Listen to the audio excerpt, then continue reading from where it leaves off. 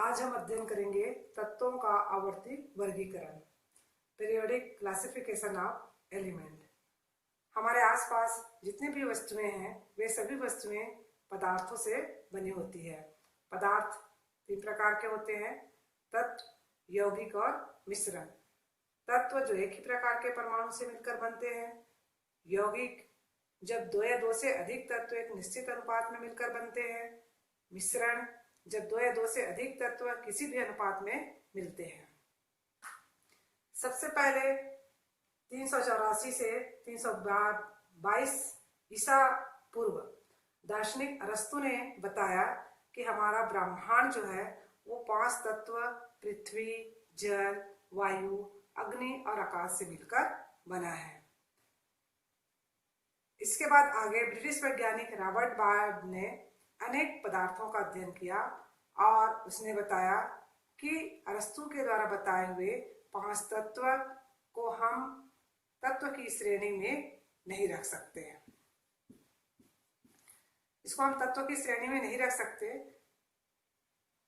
इसके बाद फिर और आगे फ्रांसीसी वैज्ञानिक लवाइजिए ने 18वीं शताब्दी में अनेक पदार्थों का अध्ययन किया और बताया कि तत्व ऐसे पदार्थ होते हैं जिनको और सरल पदार्थों में विभाजित नहीं किया जा सकता। अरस्तु के द्वारा बताए हुए जल, जिसका सूत्र होता है H2O, ये हाइड्रोजन और ऑक्सीजन से मिलकर बनता है। तो यहाँ देख रहे हैं कि जल जो है 2 तत्व हाइड्रोजन और ऑक्सीजन से मिलकर बनता है, इसलिए इस जल को हम तत्व नहीं कह सकते। इस समय तक 33 तत्व ज्ञात थे। अभी आज की स्थिति में लगभग 118 तत्वों की जानकारी हो चुकी है। अब इन तत्वों का अध्ययन क्रमबद्ध रूप से कर सके या प्रत्येक तत्व के गुणधर्म को आसानी से समझ सके, इसके लिए अनेक वैज्ञानिकों ने प्रयास किए। तत्वों के वर्गीकरण की आवश्यकता क्यों हुई? जैसे हम अपने घरों में देखते हैं, अनेक प्रकार के वस्तुएं होती है और सभी वस्तुओं को हम एक ही जगह नहीं रखते हैं।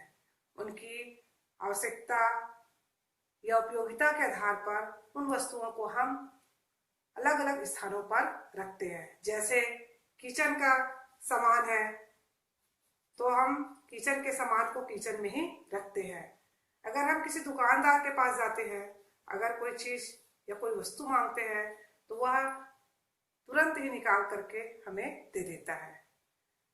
वैसे ही अगर हम देखें, कोई मेडिकल स्टोर में चले जाए तो मेडिकल स्टोर में अगर हम किसी दवाई को मांगे तो वह आसानी से निकाल करके हमें दे देता है। इसका मतलब ये है कि ये जो है, यहाँ वस्तुएं जो है व्यवस्थित या क्रमबद्ध रूप से रखा हुआ है, जिसके कारण वह आसानी से इन वस्तुओं का उपयोग कर सकता है या इन वस्तुओं को निकालने में या देने में या इसका उपयोग करने में उसको सरलता होती है। इसी तरीके से अगर हम तत्वों को एक समूह में या एक उसका वर्गीकरण कर दे या एक निश्चित गुणधर्म के आधार पर उसको बांट दे तो हम इन तत्वों के प्रत्येक गुणधर्म को अलग अलग पृथक पृथक रूप से हम अध्ययन कर सकते हैं और साथ ही साथ ऊर्जा की भी बचत होगी और समय की भी बचत होगी। तो इस तरीके से तत्वों के वर्गीकरण की आवश्यकता क्यों हुई? तत्वों का वर्गीकरण करने से समय की बचत होगी, ऊर्जा की बचत होगी और प्रत्येक तत्वों का हम पृथक पृथक रूप से अध्ययन कर पाएंगे। वर्गीकरण की प्रारंभिक अभ्यास या कह सकते हैं उसका जो प्रयास है वह अनेक वैज्ञानिकों ने किए। यहाँ पर हम डॉबेराइनर का त्रिक नियम, न्यूलैंड्स का अष्टक नियम, लोथरमेयर का परमाणु आयतन वक्र और मेंडलीव का आवर्त सारणी और साथ में आधुनिक आवर्त सारणी, इनका अध्ययन जो है इस अध्याय के अंतर्गत बारी बारी से करेंगे।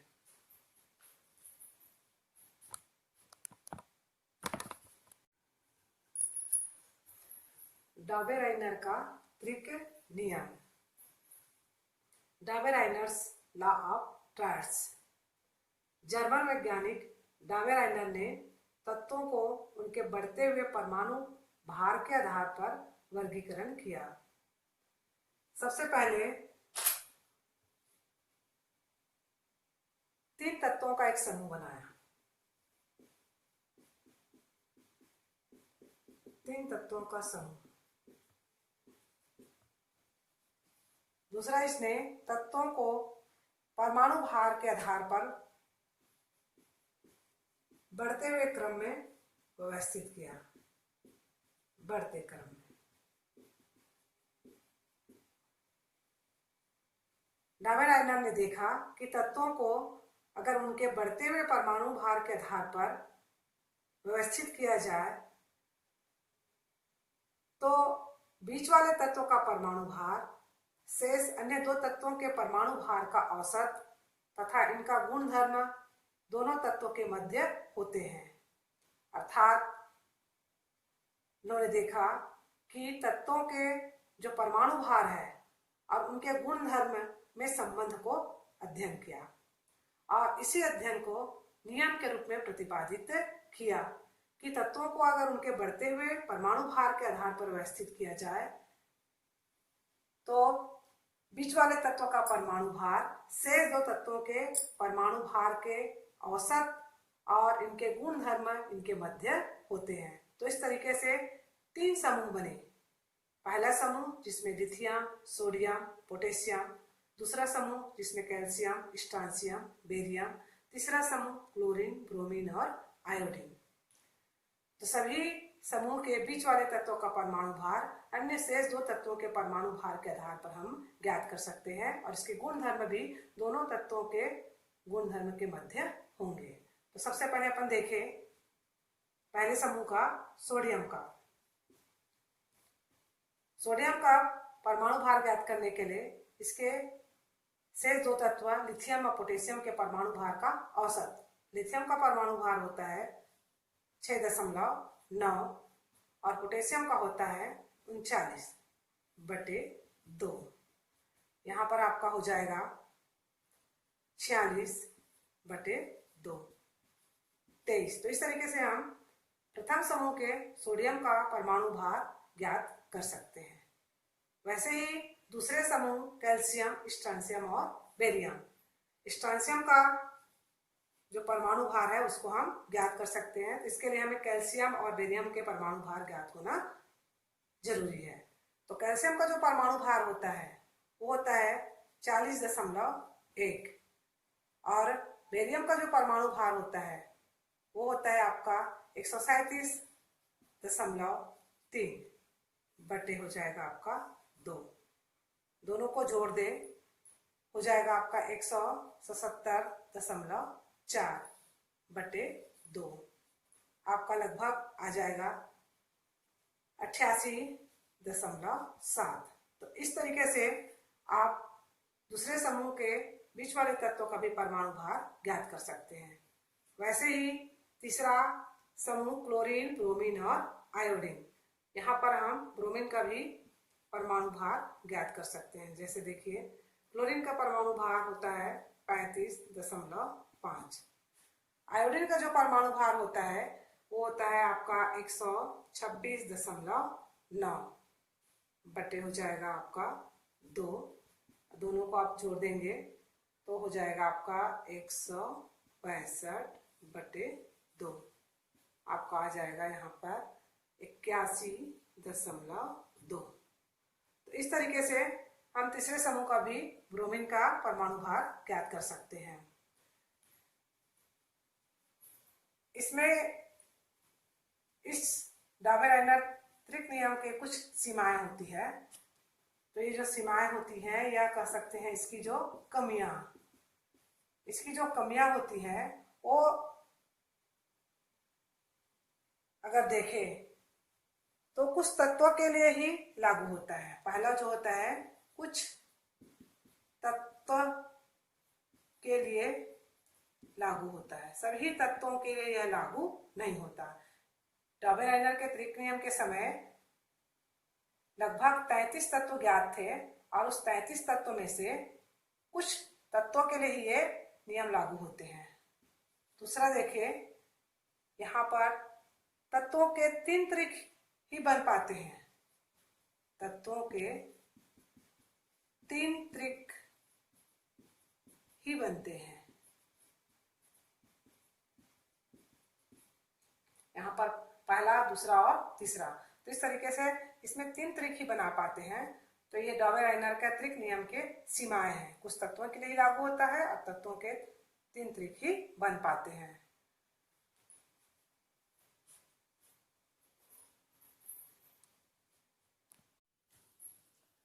न्यूलैंड का अष्टक नियम।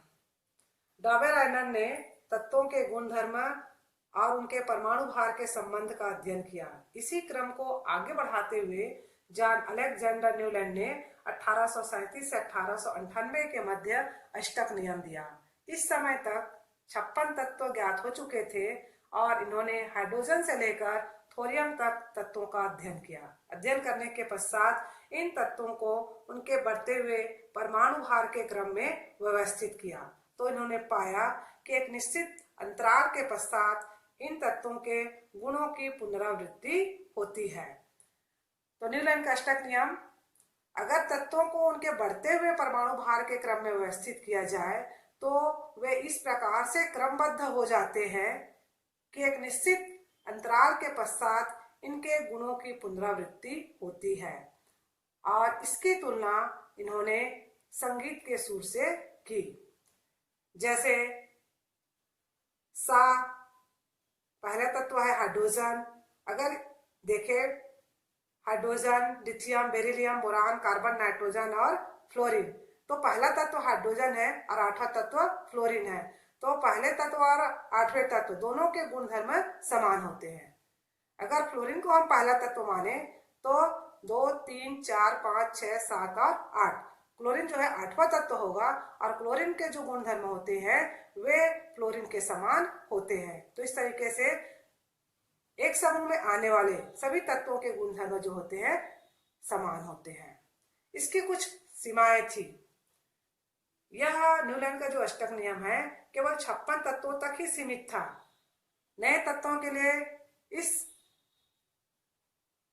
अष्टक नियम में कोई रिक्त स्थान नहीं था। भविष्य में अगर किसी प्रकार के तत्वों की खोज होती है तो उनके लिए कोई स्थान नहीं था। यह नियम जो है सिर्फ कैल्शियम तत्वों तक ही लागू हुआ। इसके बाद आने वाले तत्व जैसे क्रोमियम, टाइटेनियम, मैंगनीज, आयरन, इसके लिए यह नियम लागू नहीं होता। जिन तत्वों के गुणधर्म समान नहीं थे उन तत्वों को भी एक ही समूह में रखा गया था। जैसे देखे आयरन, आयरन के जो गुणधर्म है वो ऑक्सीजन और सल्फर से नहीं मिलते हैं, फिर भी उनको एक ही समूह में रखा गया है। तो ये है आपका न्यूलैंड के अष्टक नियम की कुछ सीमाएं।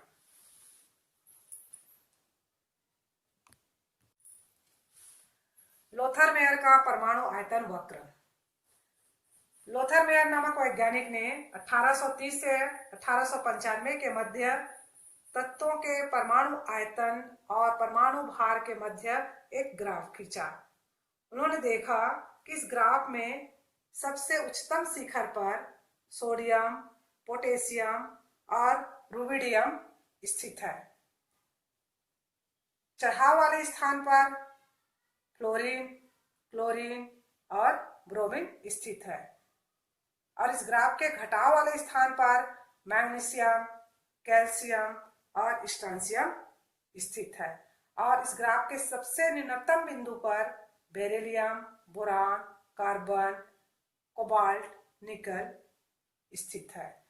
तो उन्होंने देखा कि समान गुण वाले तत्व जो है वे इस ग्राफ के समान स्थान पर स्थित है। इस आधार पर इन्होंने नियम दिया कि तत्वों के परमाणु आयतन उनके परमाणु भार के आवर्ती फलन होते हैं। अर्थात हम कह सकते हैं कि समान स्थानों पर समान गुण वाले तत्व जैसे क्षार धातुएं सोडियम, पोटेशियम और रुबिडियम स्थित है और घटाव वाले स्थानों पर क्षारीय मृदा धातुएं जैसे मैग्नीशियम, कैल्शियम और स्ट्रोंशियम स्थित है।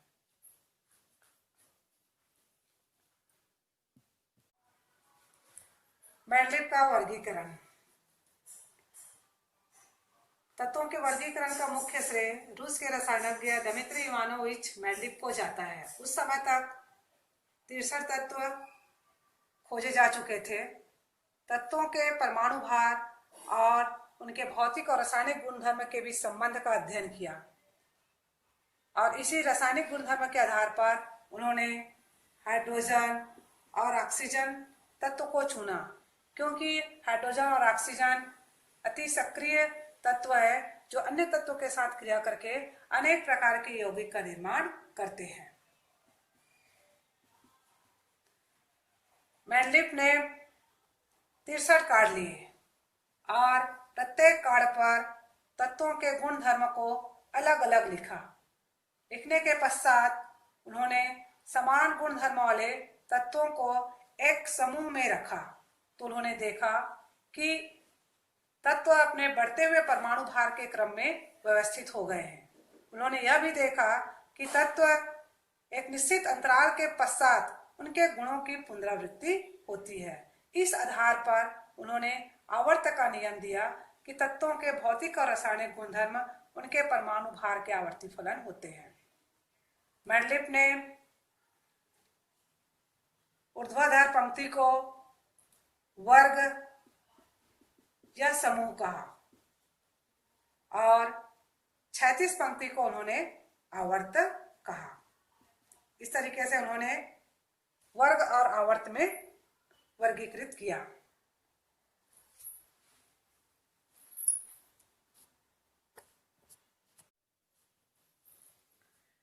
मेंडलीव आवर्त सारणी का प्रकाशन 1872 में एक जर्मन पत्रिका में हुआ। सारणी के ऊर्ध्व शीर्ष पर ऑक्साइड और हाइड्राइड के सूत्र है। इन सूत्रों की सहायता से इस समूह में आने वाले तत्व के ऑक्साइड और हाइड्राइड के यौगिक बना सकते हैं।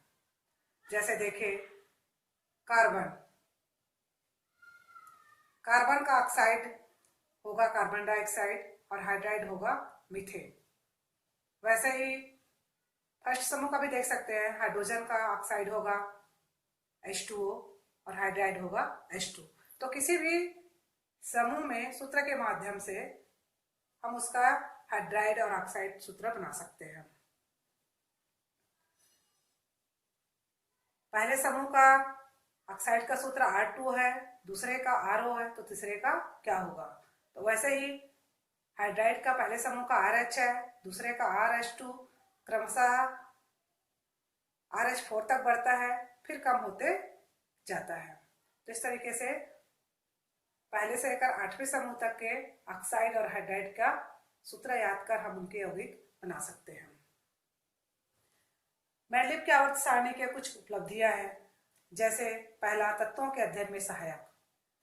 मेंडलीव की आवर्त सारणी में आवर्त में अगर हम बाएं से दाएं की ओर बढ़े तो देखते हैं कि तत्वों के गुणों में क्रमिक परिवर्तन होता है।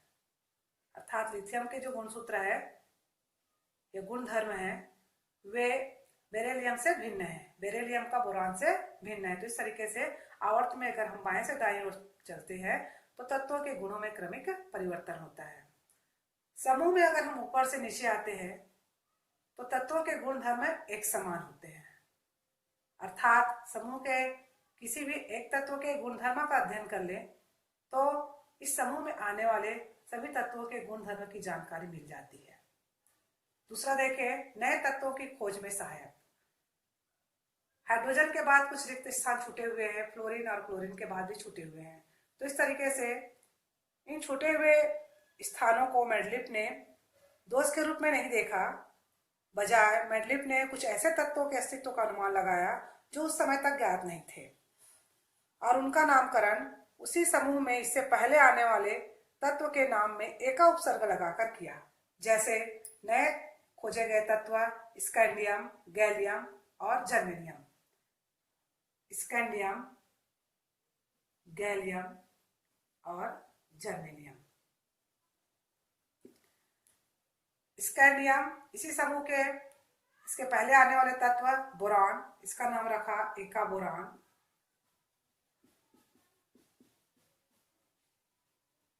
गैलियम इसी समूह के पहले आने वाले तत्व एल्यूमिनियम, नाम रखा एका एल्यूमिनियम,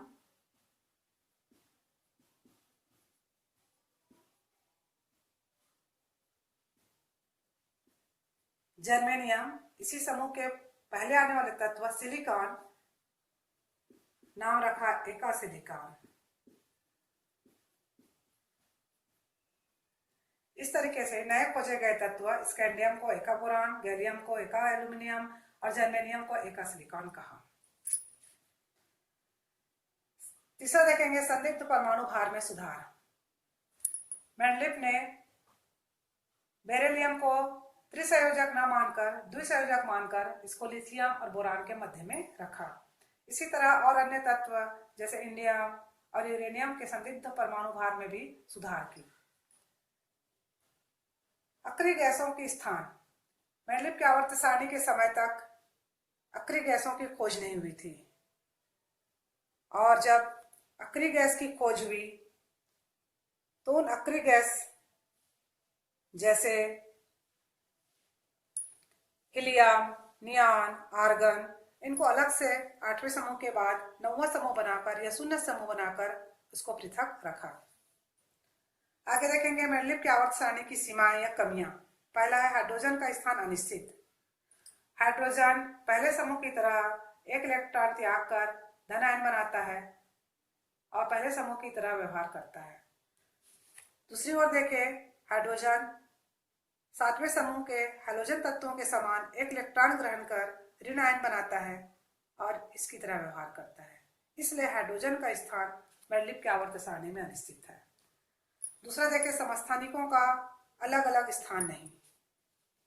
ऐसे तत्व जिनके परमाणु क्रमांक समान होते हैं और परमाणु भार भिन्न भिन्न होते हैं, ऐसे तत्वों को हम समस्थानिक कहते हैं, जैसे प्रोटियम, ड्यूटेरियम और ट्राइटियम। हाइड्रोजन के समस्थानिक 3 समस्थानिक होते हैं। तो मेंडलीफ के आवर्त सारणी में परमाणु भार के आधार पर समस्थानिकों को अलग अलग स्थान मिलना चाहिए था, लेकिन अलग अलग स्थान नहीं मिला। भारी तत्वों को पहले हल्के तत्वों के पहले रखना। समूह 8 में देख रहे हैं कि कोबाल्ट और निकिल। कोबाल्ट का परमाणु भार 58.93 है और निकिल का 58.17। कोबाल्ट का परमाणु भार अधिक है, निकिल का कम है, लेकिन कोबाल्ट को पहले रखा गया और निकिल को बाद में रखा गया। आगे देखिए, परमाणु भार का नियमित रूप से नहीं बढ़ना। मेंडलीफ के आवर्त सारणी में परमाणु भार नियमित रूप से नहीं बढ़ रहा है, अर्थात अगर 2 तत्वों के मध्य कितने तत्व खोजे जा सकते हैं इसका अनुमान नहीं लगाया जा सकता। अगर भविष्य में कोई भारी तत्व जैसे यूरेनियम तत्व की खोज होती है तो कठिनाइयां आ सकती है।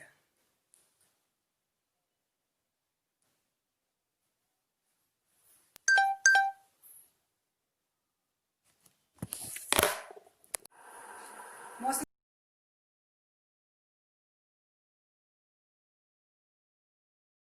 का आधुनिक आवर्त सारणी। ब्रिटिश वैज्ञानिक हेनरी मोस्ले ने 1887 से 1915 के मध्य तत्व के परमाणु के एक्सरे स्पेक्ट्रम का अध्ययन किया। उन्होंने देखा कि तत्व के एक्सरे की तरंग लंबाई मेंडलीफ के आवर्त सारणी के तत्व के क्रमांक के बीच संबंध है। मेंडलीफ के समय तक परमाणु भार तत्व की पहचान थी। अब मोस्ले ने तत्व के एक नए गुण की खोज की जिसे कहा गया परमाणु संख्या। यह परमाणु संख्या तत्व की विशिष्ट पहचान बनी। तत्व के रासायनिक गुणधर्म उनके इलेक्ट्रॉनिक विन्यास के आधार पर होते हैं और यह इलेक्ट्रॉनिक विन्यास परमाणु संख्या पर आधारित होते हैं। अतः मोस्ले ने मेंडलीफ के वर्गीकरण का आधार परमाणु भार के स्थान पर अब परमाणु संख्या को रखा। मोस्ले ने मेंडलीफ के आवर्त नियम में संशोधन करते हुए 1913 में एक आवर्त नियम दिया कि तत्वों के भौतिक और रासायनिक गुणधर्म उनके परमाणु क्रमांक के आवर्ती फलन होते हैं। आधुनिक आवर्त सारणी। मोस्ले के नियम के अनुसार बोर ने तत्वों को उनके बढ़ती हुई परमाणु संख्या के आधार पर व्यवस्थित किया, जिसे बोर का आवर्त सारणी या आवर्त सारणी का दीर्घ रूप या आधुनिक आवर्त सारणी कहा। उस समय तक 92 तत्व खोजे जा चुके थे अभी वर्तमान में 118 तत्वों की खोज हो चुकी है, जिसे इस आवर्त सारणी में स्थान मिल चुका है।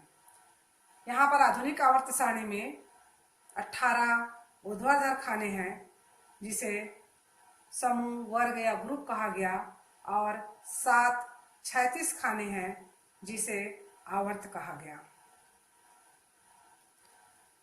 मेंडलीफ ने तत्वों की स्थिति उनके संयोजकता के आधार पर निर्धारित की थी, लेकिन मोसले ने तत्वों के वर्ग में स्थिति उनके इलेक्ट्रॉनिक विन्यास के आधार पर निर्धारित की। पहले समूह, दूसरे, 13, 14, 15, 16, 17 और 18 समूह के तत्व को सामान्य तत्व कहते हैं, और 3 से लेकर 12 समूह के तत्वों को संक्रमण तत्व कहा जाता है। तीसरे ही समूह में लेंथेनम के बाद आने वाले तत्व 14 तत्व, जिसको आवर्त सारणी के नीचे रखा गया है, इसको लेंथेनाइड समूह कहा गया।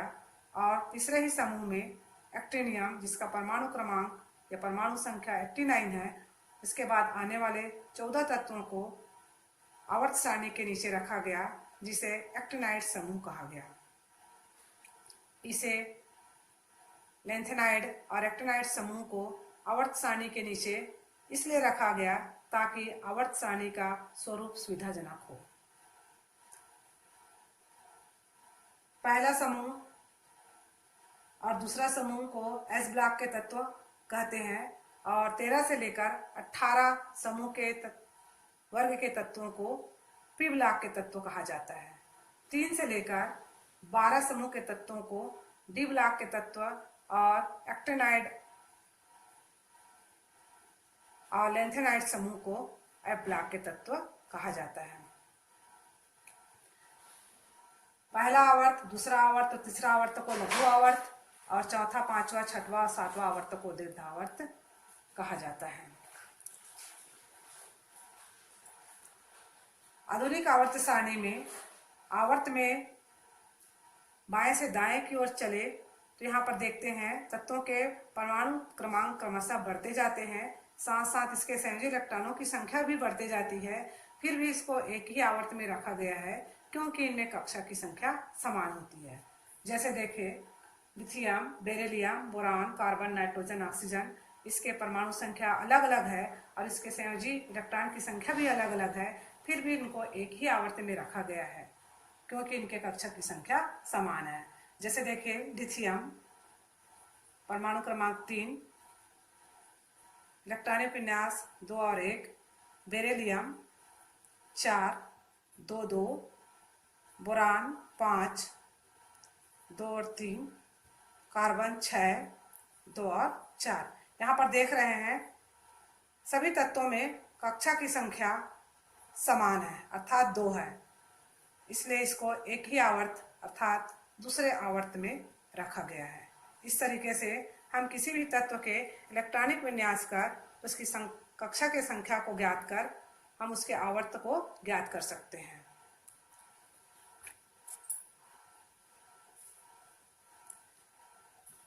वैसे ही हम किसी भी तत्व के वर्ग की संख्या को भी निकाल सकते हैं। जैसे यहाँ पर देखें, सोडियम, इलेक्ट्रॉनिक विन्यास होगा, सोडियम का परमाणु संख्या 11 है, 2, 8, 1। यहाँ पर देख रहे हैं कि इसके अंतिम कक्ष में एक इलेक्ट्रॉन है। यह एस ब्लॉक का तत्व है, इसलिए इसका समूह होगा पहला वर्ग। दूसरा देख सकते हैं, मैग्नीशियम 12, इलेक्ट्रॉनिक विन्यास होगा 2, 8 और 2। इसके अंतिम कक्ष में 2 इलेक्ट्रॉन है। चूंकि यह एस ब्लॉक का तत्व है, इसलिए जितना अंतिम कक्ष में इलेक्ट्रॉन है वही उसका वर्ग होगा। आगे देखें, एल्यूमिनियम, जिसका परमाणु क्रमांक 13 है, इलेक्ट्रॉनिक विन्यास देखें 2, 8, 3। अंतिम कक्ष में 3 इलेक्ट्रॉन है। चूंकि यह पी ब्लॉक के तत्व है, इसलिए इसमें 10 जोड़े तो यह हो जाएगा आपका 13। इस तरीके से ये 13 वर्ग के तत्व है। और निकाल सकते हैं किसी भी तत्व का। बोरान है, बोरान का आपका 5 है, 2 और 3। यहाँ पर देख रहे हैं अंतिम कक्ष में 3 इलेक्ट्रॉन है। चूंकि यह पी ब्लॉक के तत्व है इसलिए इसमें 10 जोड़ेंगे और हो जाएगा आपका 13। तो इस तरीके से अगर पी ब्लॉक के तत्व है और वर्ग की संख्या ज्ञात करना है तो अंतिम कक्ष के इलेक्ट्रॉन में 10 जोड़ देने पर वर्ग की संख्या को ज्ञात कर सकते हैं। किसी भी कक्षा में इलेक्ट्रॉन की संख्या को ज्ञात करने के लिए सूत्र है ट्वाइस एन स्क्वायर। एन जो है कक्षा की संख्या,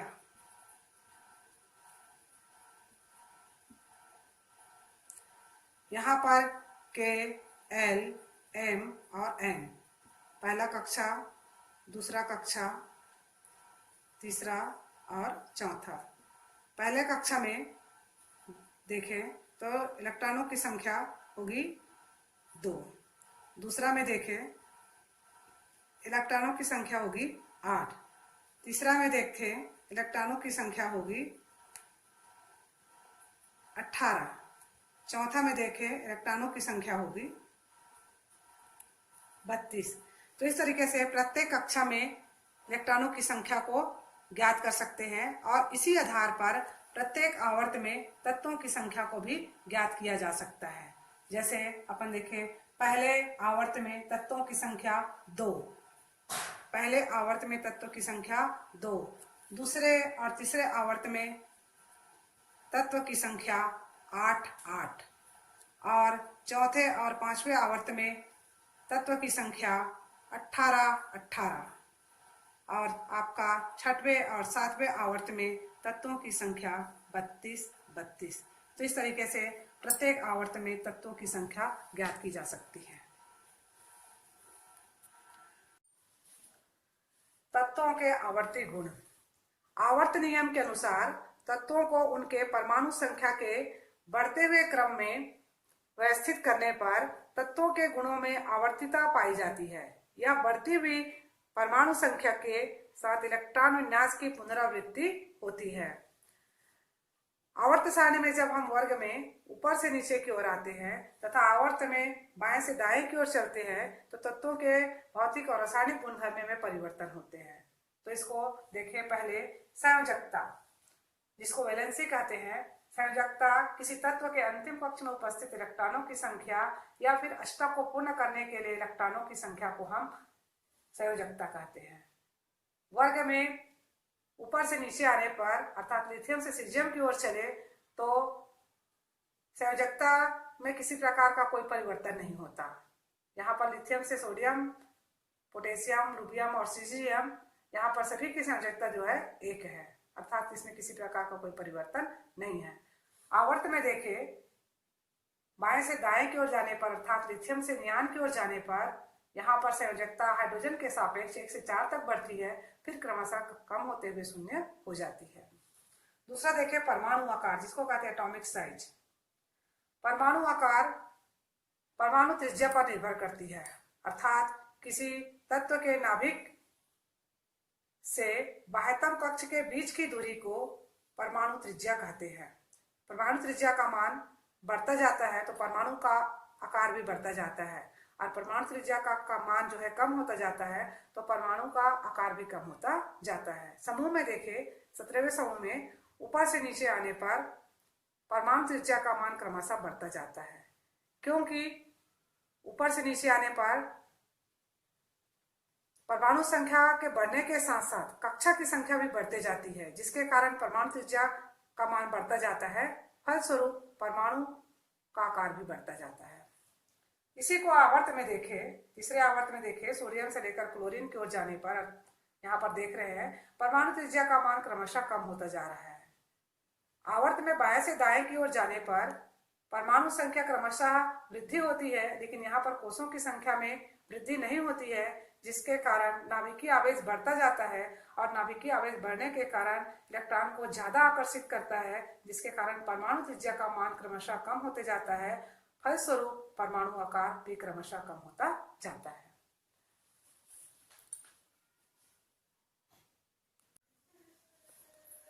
तीसरा धात्विक एवं अधात्विक गुणधर्म। तत्वों के कुछ लाक्षणिक गुणधर्म होते हैं जिनके आधार पर तत्वों को 3 वर्गों में बांटा गया है। पहला धातु, दूसरा अधातु और तीसरा उपधातु। धातु ऐसे तत्व होते हैं जो इलेक्ट्रॉन को त्याग कर धन आयन बनाते हैं, जैसे iron, copper, zinc, sodium, potassium इत्यादि। अधातु ऐसे तत्व होते हैं जो इलेक्ट्रॉन को ग्रहण कर ऋण आयन बनाते हैं, जैसे ऑक्सीजन, फ्लोरीन, क्लोरीन इत्यादि। उपधातु धातु और अधातु दोनों के गुण धर्म को प्रदर्शित करते हैं, जैसे boron, silicon, germanium, arsenic, antimony, tellurium, polonium. धातु को आवर्त सारणी में बाईं ओर रखा गया है, अधातु को दाहिनी ओर रखा गया है तथा उपधातु को धातु और धातु के बीच में एक टेढ़ी मेढ़ी रेखा या विकर्ण रेखा के रूप में रखा गया है। वर्ग में धात्विक गुण क्रमशः बढ़ता जाता है, क्योंकि आकर्षण या नाभिकीय आकर्षण जो है क्रमशः बढ़ता जाता है। अधात्विक गुण क्रमशः कम होता जाता है, क्योंकि परमाणु आकार क्रमशः बढ़ता जाता है। आवर्त में देखें तो धात्विक गुण क्रमशः कम होता जाता है, क्योंकि आकर्षण या नाभिकीय आकर्षण का मान क्रमशः बढ़ता जाता है, और अधात्विक गुण क्रमशः बढ़ता जाता है, क्योंकि परमाणु आकार क्रमशः कम होते जाता है। चौथा देखेंगे आयनन ऊर्जा या आयनन विभव। गैसीय अवस्था में विगलित परमाणु के सबसे दुर्बलता से बंधे हुए इलेक्ट्रॉन को बाहर निकालने के लिए जितनी ऊर्जा की आवश्यकता होती है उसे हम आयनन ऊर्जा या आयनन विभव कहते हैं। इसका मात्रक इलेक्ट्रॉन वोल्ट होता है। विगलित परमाणु अर्थात अगर कोई तत्व ठोस अवस्था, द्रव अवस्था में है तो उसको गैसीय अवस्था में परिवर्तित करते हैं, और अणु के रूप में है तो उसको परमाणु के रूप में परिवर्तित करते हैं। वर्ग में आयनन ऊर्जा को देखें तो वर्ग में ऊपर से नीचे आने पर आयनन ऊर्जा का मान क्रमशः कम होते जाता है, क्योंकि ऊपर से नीचे आने पर इलेक्ट्रॉन की वृद्धि के साथ साथ कक्षा की संख्या बढ़ने के कारण आकर्षण बल का मान क्रमशः कम होते जाता है, इसलिए आसानी से इलेक्ट्रॉन को मुक्त कर देता है, और मुक्त करने में कम ऊर्जा की आवश्यकता होती है।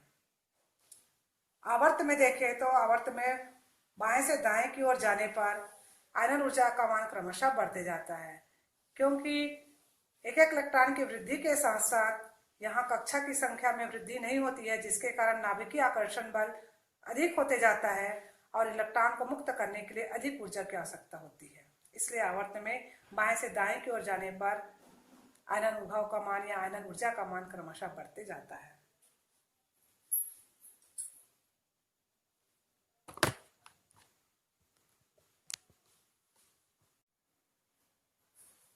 पांचवा है इलेक्ट्रॉन बंधुता, इलेक्ट्रॉन एफिनिटी। किसी परमाणु में एक इलेक्ट्रॉन को जोड़ने से ऊर्जा मुक्त होती है, और इस निकली हुई ऊर्जा को ही या मुक्त हुई ऊर्जा को ही इलेक्ट्रॉन बंधुता कहते हैं। इलेक्ट्रॉन बंधुता वर्ग में ऊपर से नीचे की ओर आने पर इलेक्ट्रॉन बंधुता का मान क्रमशः कम होते जाता है, क्योंकि नाभिकीय आकर्षण कम होते जाता है।